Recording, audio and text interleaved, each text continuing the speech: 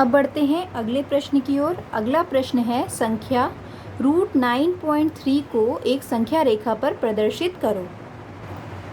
तो उसके लिए हमको एक संख्या रेखा यानी कि नंबर लाइन ड्रॉ करनी पड़ेगी। तो हम एक नंबर लाइन ड्रॉ कर लेते हैं।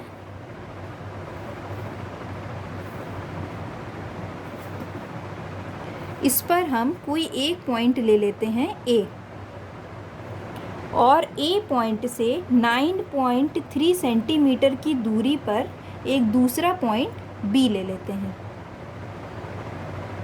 तो ये आपका 9 है, तो यहाँ से 3 मिलीमीटर और 1 2 3, यहाँ पे आपका 9.3 सेंटीमीटर आएगा। इस पॉइंट को ले लेते हैं B। इस पॉइंट B से 1 सेंटीमीटर की दूरी पर एक दूसरा पॉइंट ले लेते हैं जो कि है पॉइंट C। ये 1 सेंटीमीटर की दूरी पर हमने एक और पॉइंट ले लिया, पॉइंट C। अब हम क्या करेंगे, A और C का मध्य बिंदु यानी कि सेंटर ज्ञात करेंगे। A और C का मध्य बिंदु ज्ञात करने के लिए हमको पहले A और C के बीच आधे से ज़्यादा दूरी लेनी पड़ेगी। तो ये देखिए हमने A और C के बीच आधे से ज़्यादा दूरी ले ली और एक कट मार्क यहाँ पे बना देंगे। इसी तरह हम एक नीचे भी कट मार्क बना देंगे। ये हमने नीचे भी एक कट मार्क बना दिया। इसी तरह हम इस यहाँ पे भी एक, एक्चुअली इसको आर्क बोलते हैं, कट मार्क नहीं, तो यहाँ पे भी एक आर्क बना देंगे। सॉरी, थोड़ा हिल गया। अब इसको ड्रॉ करते हैं दोबारा से। अब C पे रखेंगे और एक कट मार्क बनाएंगे।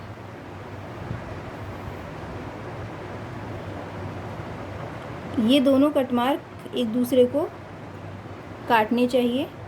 इसी प्रकार फिर से C में रखेंगे और ऊपर भी एक ऐसे ही आर्क बनाएंगे। अब इस ये जो दो पॉइंट मिले हैं हमको, इनको आपस में जोड़ देंगे। तो ये हमने दोनों पॉइंट्स को जोड़ दिया। तो ये जो पॉइंट मिला है हमको बीच का, यही सेंटर है, यानी कि A और C के बीच का पॉइंट है, सेंटर पॉइंट है। अब हम इसको रब कर सकते हैं क्योंकि इसका अब कुछ काम नहीं है। अब हम क्या करेंगे, अब O को तो हम लेंगे केंद्र यानी सेंटर, और OC को लेंगे त्रिज्या। OC को त्रिज्या लेकर एक अर्धवृत्त यानी सेमी सर्कल ड्रॉ करेंगे। ये हमने एक अर्धवृत्त बना लिया।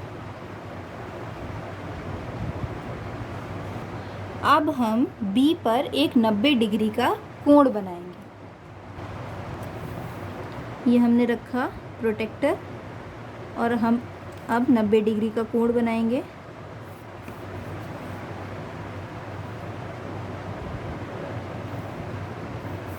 ये आपका 90 डिग्री का कोण बन गया, और जहाँ पे ये इसको काट रहा है इसको नाम दे देंगे D, और ये जो डिस्टेंस है BD की डिस्टेंस, यही आपका √9.3 है।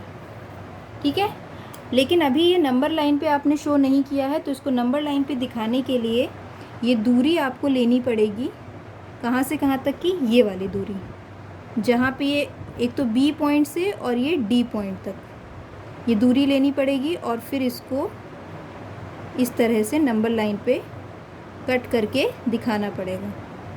जहाँ पे ये कट कर रहा होगा वही होगा √9.3।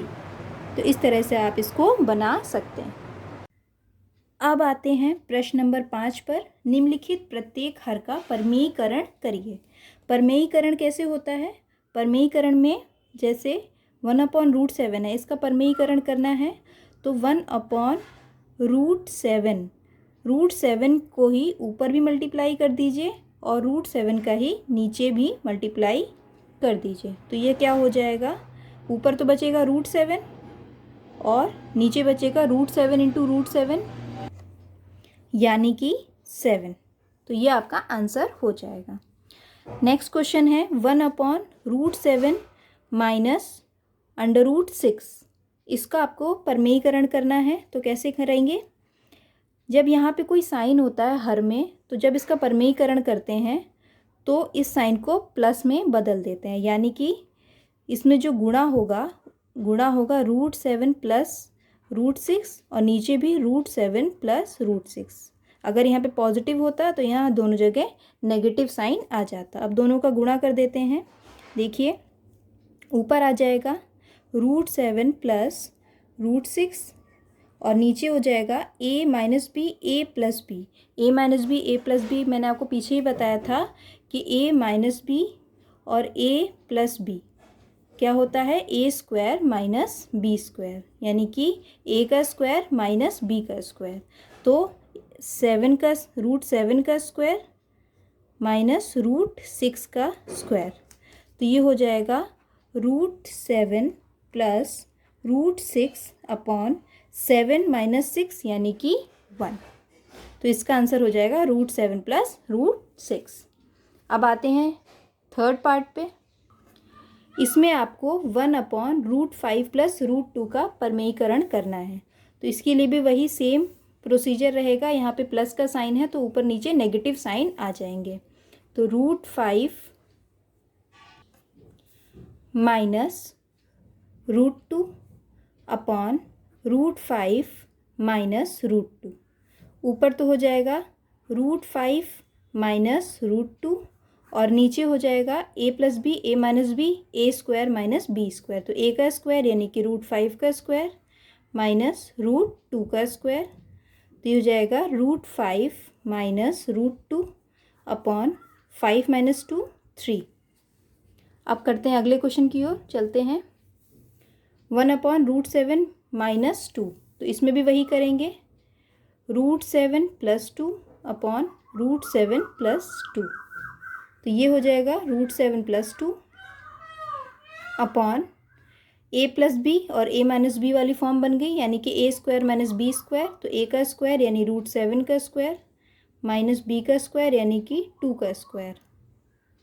तो ये हो जाएगा √7 प्लस 2 अपॉन √7 का स्क्वायर यानी कि 7 माइनस 4,